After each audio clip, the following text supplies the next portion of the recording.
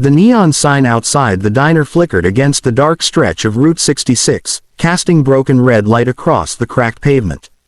Inside, the air smelled of coffee and fried food, and the late-night quiet was only interrupted by the hum of an old refrigerator.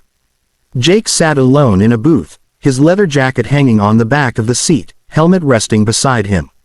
Years on the road had taught him to notice things most people ignored, like fear that didn't belong to the moment. That's why he noticed her. She hesitated at the door as if crossing the threshold required courage she barely had left. She couldn't have been more than her early 20s. Her hoodie was thin, her hands trembling as she clutched the strap of a worn backpack. Her eyes scanned the room again and again, sharp and anxious, like she expected someone to follow her in. Jake felt a familiar tightening in his chest. He'd seen that look before, on runaways, on people trying to disappear. She took 2 steps forward, then froze. The waitress smiled and asked if she wanted coffee, but the girl didn't answer. Her lips parted, but no sound came out. Jake stood up slowly, careful not to scare her. He wasn't a small man. Years of writing and working with his hands had built a solid frame, but he softened his voice. "Hey," he said gently.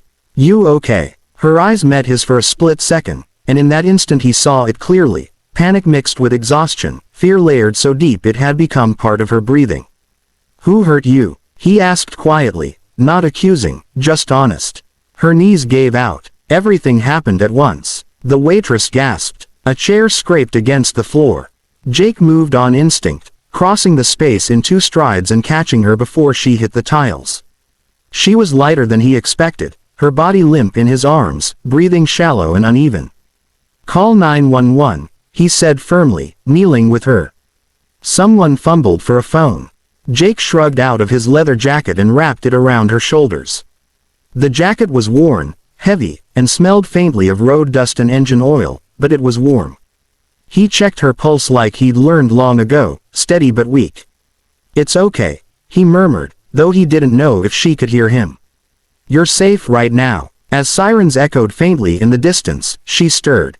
Her fingers curled into the sleeve of his jacket, gripping it like it was the only solid thing left in her world. Her eyes fluttered open for a moment. "Please," she whispered, her voice barely there. "Don't let him find me." Jake swallowed hard. He didn't ask who he was. He didn't need details to understand fear like that. He only nodded and answered honestly. "He won't," Jake said. "Not tonight." When the paramedics arrived, they asked questions. Name, age, where she was from, but her answers came out broken, scattered. Jake stayed close, explaining what little he knew. When they lifted her onto the stretcher, her hand reached for him again. Without thinking, Jake grabbed it. "I'll come with you," he said. As the ambulance doors closed, Jake realized something had already changed. This wasn't just another stop on the road. Whatever had brought her to collapse in that diner had now crossed his path. And he wasn't the kind of man who walked away once he stepped in. The ambulance lights cut through the night as it sped toward Flagstaff Medical Center. Jake sat on the narrow bench inside, knees braced, one hand gripping the rail, the other still holding hers. She hadn't let go since the diner. Every time the siren wailed, her fingers tightened, as if the sound itself carried memories she couldn't escape. "It's just noise," Jake said softly, leaning closer so only she could hear. "Means help's coming." She nodded faintly, eyes half closed. A paramedic checked her vitals. And asked questions again. Name, allergies, where she was headed. She whispered a first name this time. Lena. Nothing else. When asked about family, she turned her face away. At the hospital, fluorescent lights replaced the darkness of the road. Nurses moved quickly, efficient and calm. Jake stepped back when they asked him to, suddenly aware of how out of place he looked, boots dusty, beard untrimmed, knuckles scarred. Still, no one questioned why he stayed. Maybe they saw the way Lena's eyes searched for him until she was wheeled behind a curtain. The waiting room was quiet except for a muted TV playing the news. Jake sat with his elbows on his knees, helmet at his feet, replaying the moment she collapsed. He told himself he was just waiting to make sure she was okay. That's what decent people did. But the truth was heavier than that. He recognized the fear she carried. Years ago, he'd walked away from something violent too, with nothing but a bike and a bag. Someone had helped him once.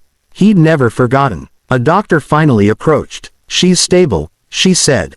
"Severely dehydrated, exhausted. No life-threatening injuries." She paused, choosing her words carefully. "She's been under a lot of stress."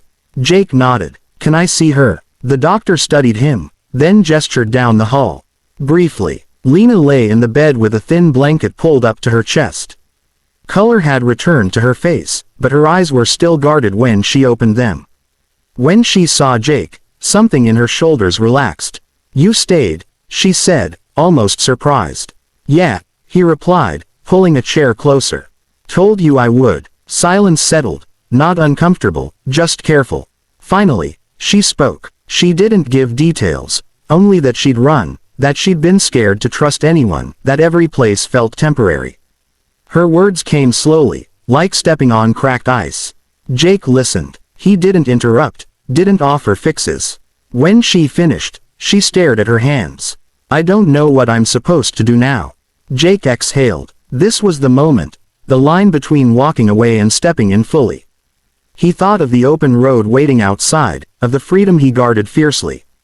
Then he thought of her collapsing alone on a diner floor. "You don't have to figure it out tonight," he said. "Hospital social worker can help. I can make a few calls. You won't be alone." Her eyes filled, but she blinked the tears back. "Why would you help me?" Jake stood, resting a steady hand on the bed rail.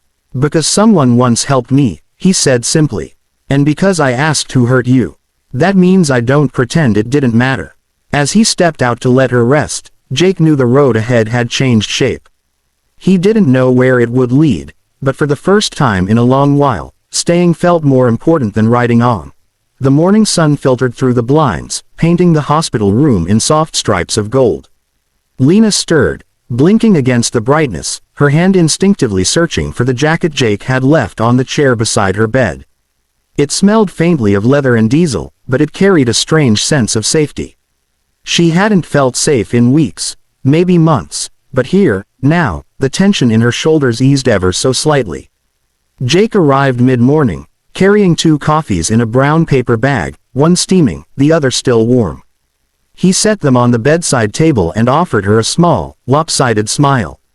"Thought you might need this," he said. Lena hesitated, then took the cup. Her fingers brushed his. It was casual, but intentional. She didn't pull away. "You don't have to leave, do you?" she asked quietly. Her voice was still weak but steady. "I didn't come here to leave," Jake replied. He sat down in the chair, folding his hands over his knees. "You're not alone, Lena, not anymore." The social worker arrived shortly after, a calm woman with gentle eyes and an understanding smile. She asked about family, support systems, and safe places to stay. Lena answered hesitantly at first, then began to open up. Jake didn't interrupt. He stayed in the background, a silent anchor. After the session, as the social worker left, Lena turned toward him. "I don't know what my next step is. Everything feels broken." Jake shook his head slowly. "Broken isn't forever," he said. "You've already taken the hardest step, getting away. The rest is just pieces we put back together, one at a time." They walked outside to the hospital's small courtyard, the winter chill biting at their faces. Jake offered her his jacket again, and this time, she didn't hesitate to take it.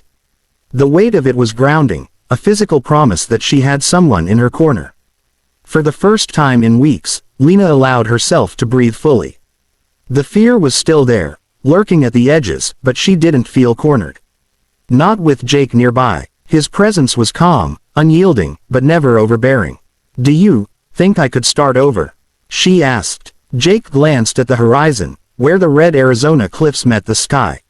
"Yeah," he said, "you can start over anywhere. But right now, you start here. And I'll make sure no one stops you."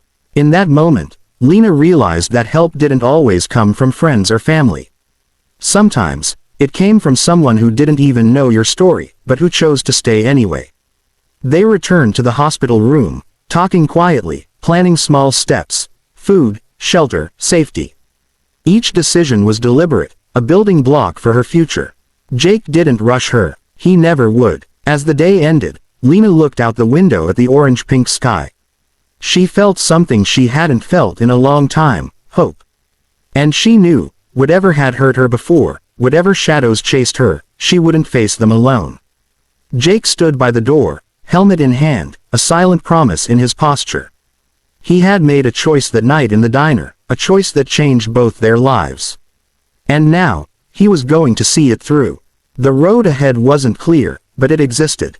And for the first time in what felt like forever, Lena wanted to take the first step.